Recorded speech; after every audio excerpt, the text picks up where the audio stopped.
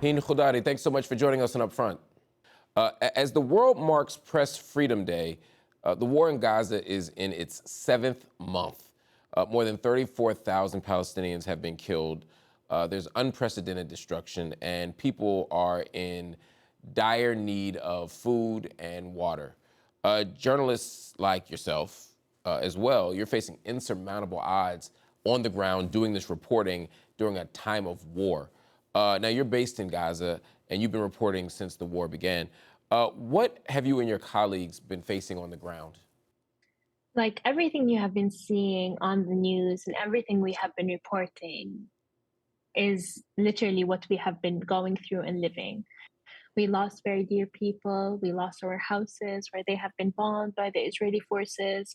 We have been dehydrated. We have been starving, just like other people. It was hard for us to search for food, report, upload the materials during telecommunication blackouts, displaced, not having clothes, not having your gear, not having your equipment, everything on all aspects of life. We have been struggling every single day, but the most important thing and why we are here is to report and to continue talking about Palestine and Palestinians because we believe it's very important, especially that people and news agencies rely on us. So we feel like we have a lot of weight on our shoulders and we have to do it. But it has been very hard, but we are challenging ourselves. We have been challenging all the circumstances that have been imposed on us, and we continue to report. Over the course of these 6 or so months, to what extent have things gotten worse? We see how bad it is on the ground now, but how have things worsened from October 7th until now? Every single day, it escalates and it becomes worse.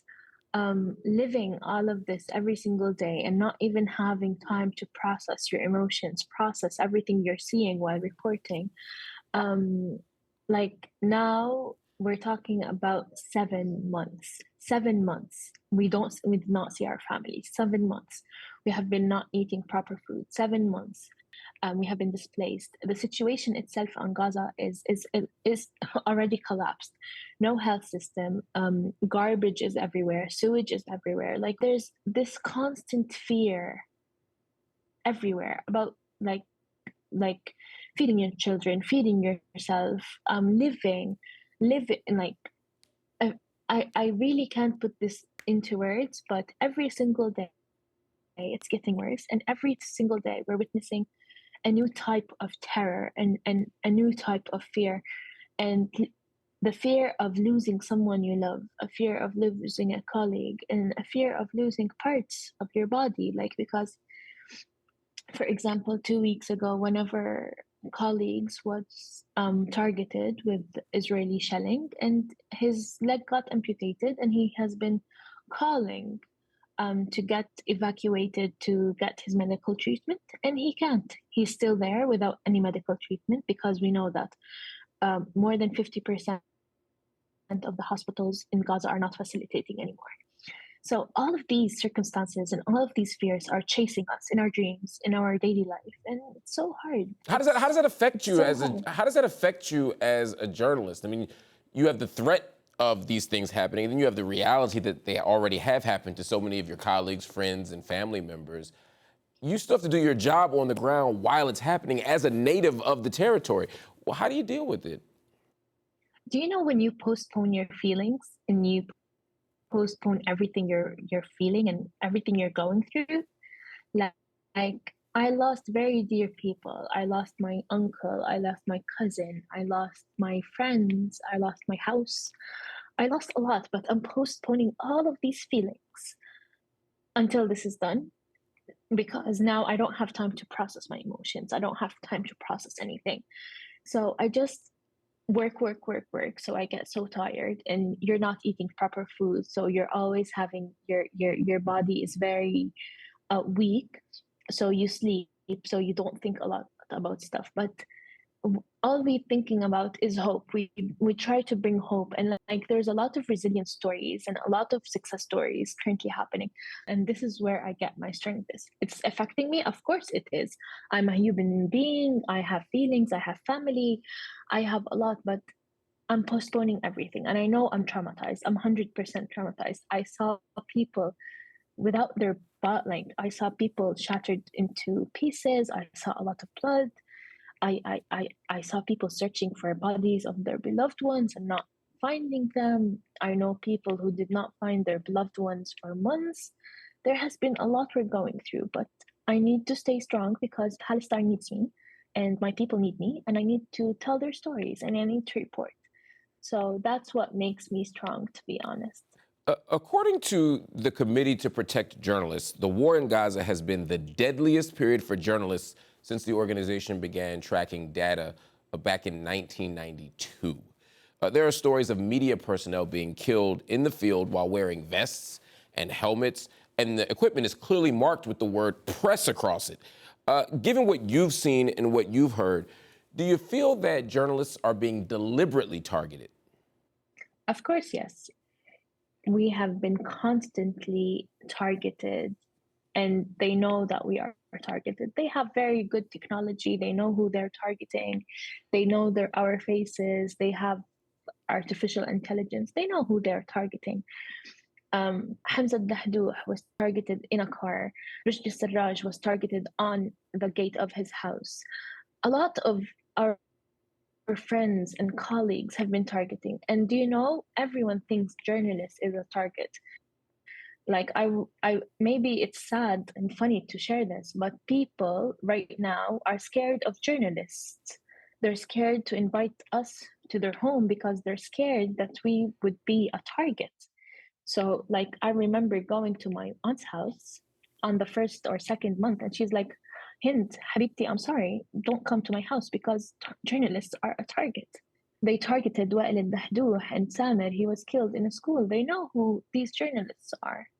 And like, especially working with Al Jazeera and being like, Al Jazeera's crew has been continuously being targeted. People are scared of me. And I'm like, I'm not a target. I didn't do anything wrong. You can trust me. But at the same time, I feel for these people. They don't want to be killed because they hosted a journalist or they hosted someone like me or any other journalist. So we do feel this. People are acting and and feel like normal people in Gaza. They say, "God bless you." They target you.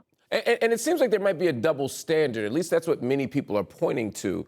For example, if more than 100 journalists had been killed in, say, Ukraine in a period of just over 6 months, would the global response not have been different? Of course, we're brown. We have black hair. We're not white, and we don't have yellow hair. But unfortunately, the journalist in the Gaza Strip has been the only source since the 7th of October. Everyone is relying on us because media is not entering. That's why on the White House dinner with Biden the past couple of days, we were boycotting this dinner because you are talking about press of freedom and you're talking about freedom of press, and you're talking about journalism and all of these ethics and professionalism, and you are not standing with your colleagues in Gaza. Like, from where are the AP? From where are the Reuters? From where are all of these international news agencies getting their footage and for their videos and their images? They're getting it from us, from the journalists on the ground, from the Gazans, from the people who have been starving and threatening their lives to show the world what's currently happening. But journalists in Gaza have zero protection, like literally zero. There's no protection for us. Every single day when we go out and report, we feel that like that's our last day. Nothing protects us. If I get injured, there's no guarantee I'll get medical treatment. There's no guarantee someone's going to evacuate me. Another piece of it is you all even being recognized as journalists. There was a recent interview with CNN journalist and host Christiane Amanpour, and she was talking about the war in Gaza. and how it's an unprecedented situation. Initially, she said, quote, journalists are not on the ground in Gaza. Now, she later amended her words, acknowledging that there were Gazan journalists, but no, quote, independent Western reporters. Do you feel that Palestinian journalists are being dismissed or ignored in the West? I heard that interview and I'm like, she was saying like there's no journalist on the ground. And I looked at myself and my colleagues like, guys, what are you doing? Are you not on the ground? Are we flying? Like, how are we how are we not on the like I wish I could ask her like how are we not on the ground? I really don't understand how would mentioning like something like this to Palestinian journalists who have been living under this, reporting this, like living a war and reporting on it. How would be this very hard? And like you should have like honored them. You should have thanked them. You should have did a lot, but instead you mention you say something like this. That was like something very funny to us, like and hurting. It hurt. We've seen a surge of young Palestinian journalists taking to social media to get the word out about what's going on in Gaza. Looking at this, does that make you hopeful for the future? A lot. I'm so proud of every social media creator. I'm proud of every journalist who has been using his social media. I'm proud of everyone because for the first time, the world got everything and learned about what's happening in Gaza from Palestinians, from us. So it has been very, very, very honoring for us to do all of this work. And I have been getting, like, for example, a lot of requests from different people in the US regarding the encampments and um, the protests. They're like, Hind, you have to speak about it because all of these students are listening to people from Gaza. So you have to listen to them and Unfortunately, it seems as if we have lost our connection to Hind. These types of connection issues are very common in Gaza, especially during the war. But we thank her for joining us on UpFront. We hope to talk to her again soon.